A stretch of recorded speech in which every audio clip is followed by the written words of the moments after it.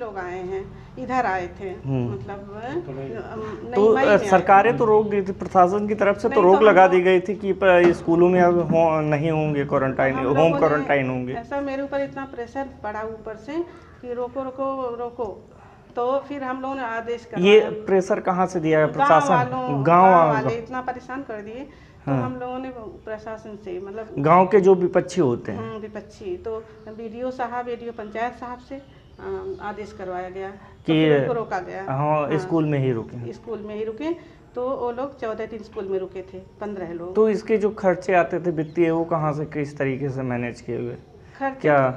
खर्चे मैंने कुछ किया, जैसे कि मास्क, सैनिटाइजर, खाने पीने का सामान। उनको भोजन उपलब्ध कैसे होता था? भोजन उनके घर से जाता था। उनके घर से जाता था, जिसके घर के लोग रहते थे उनके घर से जाता वो भोजन वहाँ पहुँचाते थे।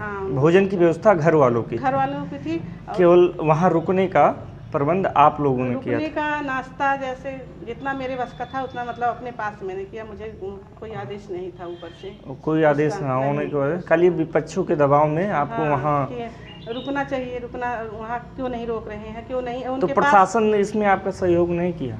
नहीं किया था। ये वीडियो साहब, वीडियो पंचायत साहब, थाने पर एसओ साहब से पूछा गया, तो कहने लगे कि आप रोक लीजिए। उनके पास घर भी नहीं था रुकने का साधन। अच्छा, जो आ रहे थे उनके पास आवास नहीं थे रुकने के लिए, इसीलिए वो दबाव बनाया जा रहा था कि स्कूल में रुके। नहीं, वो लोग खुद, फिर वो लोग कहने लगे कि मेरे पास नहीं है, तो मैंने कहा कि ठीक, हम आदेश करवाते हैं, तो आदेश करवा के तो फिर वही रोका गया था।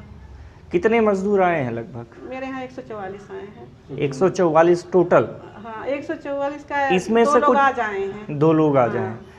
इसमें से कुछ सक्षम भी लोग होंगे?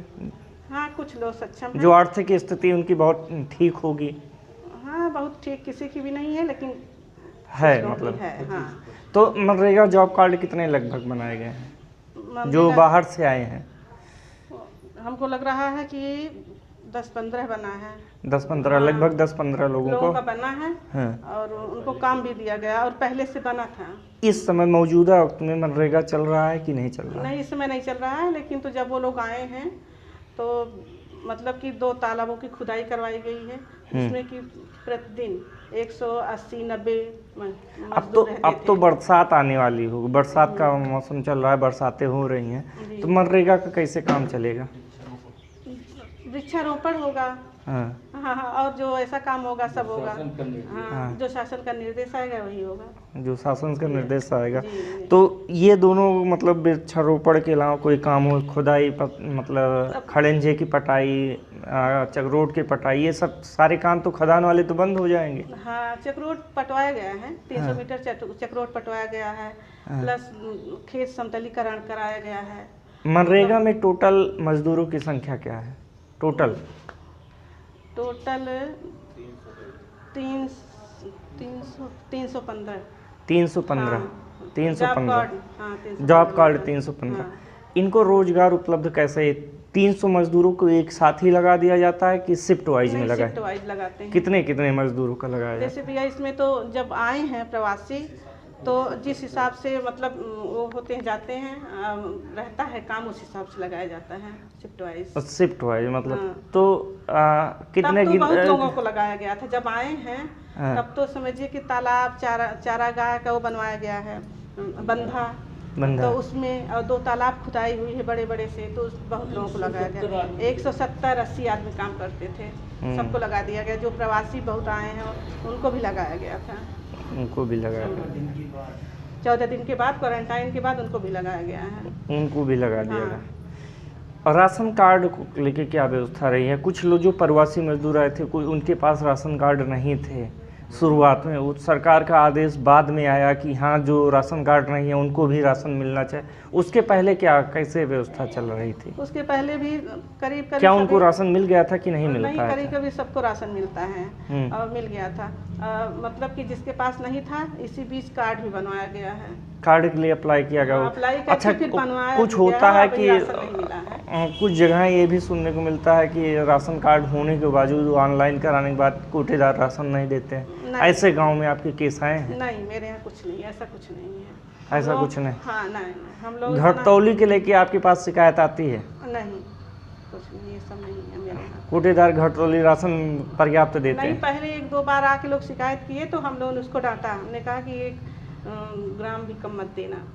हाँ, तो क्या संदेश देना चाहते हैं हम लॉकडाउन से अनलॉक की तरफ आ गए हैं, 1 जुलाई से पूरी तरह से अनलॉक हो जाएंगे, क्या संदेश देना चाहेंगी आप? संदेश भैया है कि 2 गज की दूरी, अपना आराम से रहें, मास्क सोशल उसका पालन करें, सोशल डिस्टेंसिंग का पालन करें, और हर जगह सतर्कता बरतें भैया।